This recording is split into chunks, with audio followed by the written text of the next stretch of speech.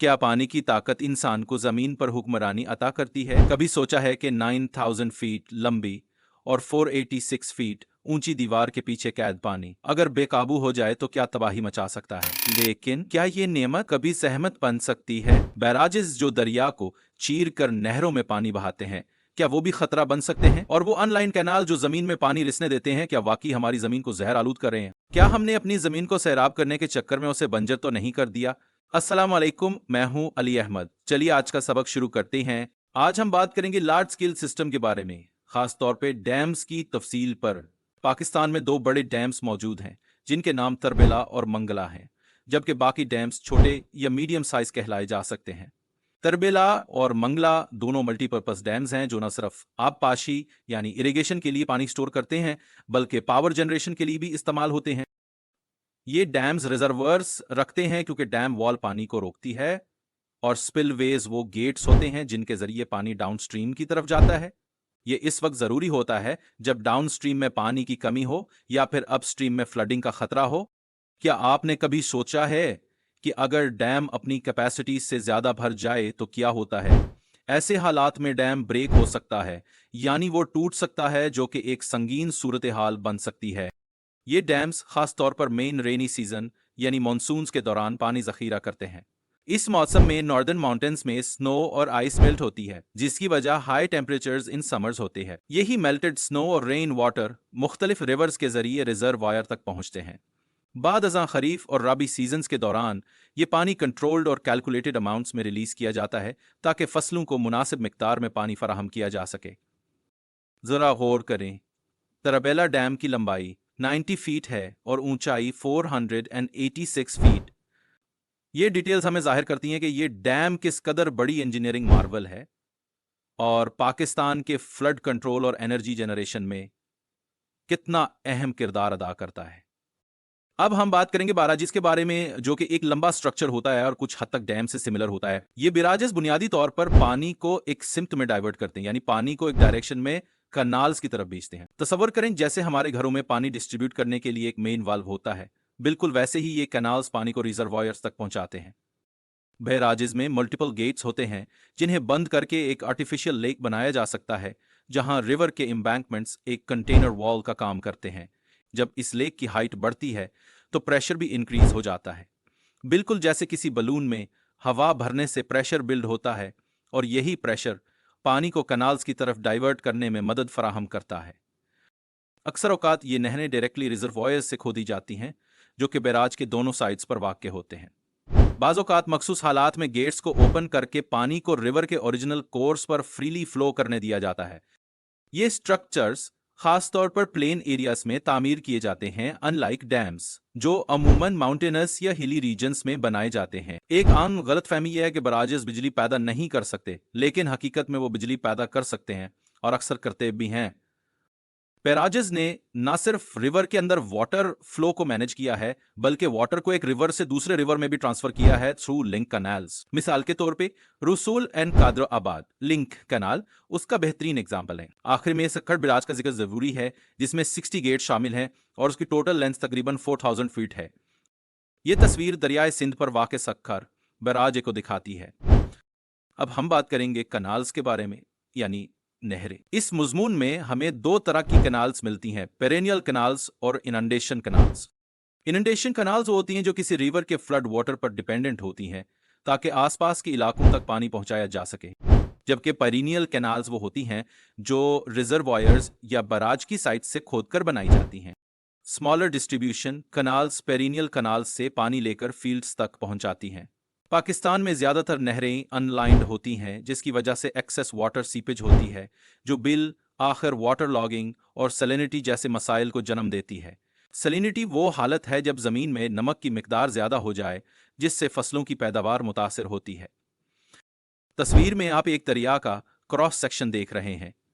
दरिया के दोनों किनारों पर ऊंचे बंद या एम्बैंकमेंट्स बने हुए हैं। ये एम्बैंकमेंट्स आम हालात में दरिया के पानी को अपने अंदर रखते हैं। दरिया के एक किनारे पर एक छोटी नहर निकाली गई है जिसे सैलाबी नहर कहा जाता है। आप देख सकते हैं कि इस नहर का दहाना दरिया के आम पानी की सतह से कुछ ऊंचा है। इसका मतलब यह है कि यह नहर सिर्फ उस वक्त काम करती है जब दरिया में सैलाब आता है और पानी की सतह इन एम्बैंकमेंट से ऊपर चली जाती है।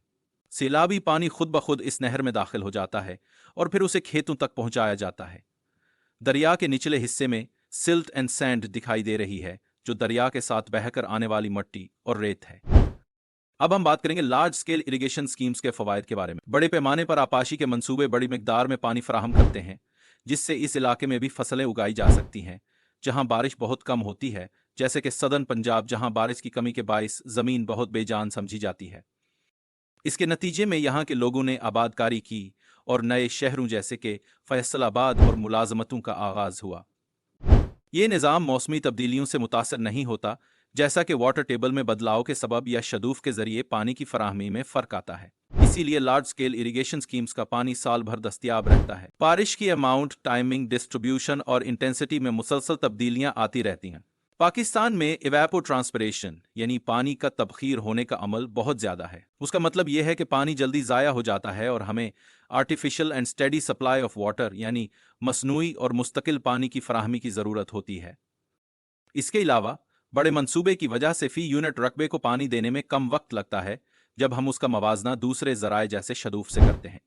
मोरोवर यील्ड्स यानी पैदावार में इजाफा मुमकिन होता है जब high yielding varieties of seeds यानी वो बीज जिनकी पैदावार ज़्यादा होती है लेकिन उनको ज़्यादा पानी दरकार होता है, इस्तेमाल किए जाते हैं। डबल क्रॉपिंग यानी एक ही साल में 2 बार फसल उगाने का इम्कान भी पैदा होता है। मतलब ये कि वेट सीजन यानी बारानी मौसम और ड्राई सीजन यानी खुश्क मौसम दोनों में फसलें उगाई जा सकती हैं। अगर बड़े पैमाने पर आबपाशी के मंसूबे यानी लार्ज स्केल इरिगेशन स्कीम्स ना होते तो हम सिर्फ बरसात के मौसम में ही फसलें उगा पाते, जिसकी बिना पर ज़रई पैदावार महदूद रह जाती। अब हम बात करेंगे disadvantages of large scale irrigation schemes की। बड़े पैमाने पर इरिगेशन स्कीम्स की कुछ नुमाया नुकसानात भी हैं, जैसे कि वाटर लॉगिंग और सैलिनिटी के मसाइल। ऐसे मंसूबे तैयार करना काफ़ी महंगा साबित होता है, क्योंकि उनमें डैम वॉल्स, कैनाल्स और टनल्स वगैरह की तामीर शामिल होती है। इसी तरह मेंटेनेंस पर भी खासा खर्च आता है, मसलन रिजर्वॉयर्स में सिल्टेशन का मसला और कैनाल्स की रेगुलर क्लीनिंग की ज़रूरत। एक और अहम मसला यह है कि डाउनस्ट्रीम इलाकों के लिए पानी की दस्तयाबी कम हो जाती है, जो कि मैंग्रोव्स के इकोसिस्टम को नुकसान पहुंचा सकती है। इसके अलावा लोअर इंडस प्लेन में नमकीन समुद्री पानी का जरखेज यानी फर्टाइल इलाकों में बहकर आना फसलों की पैदावार को मुतासर करता है, क्योंकि इससे ज़मीन का ज़रई इस्तेमाल मुमकिन नहीं रहता।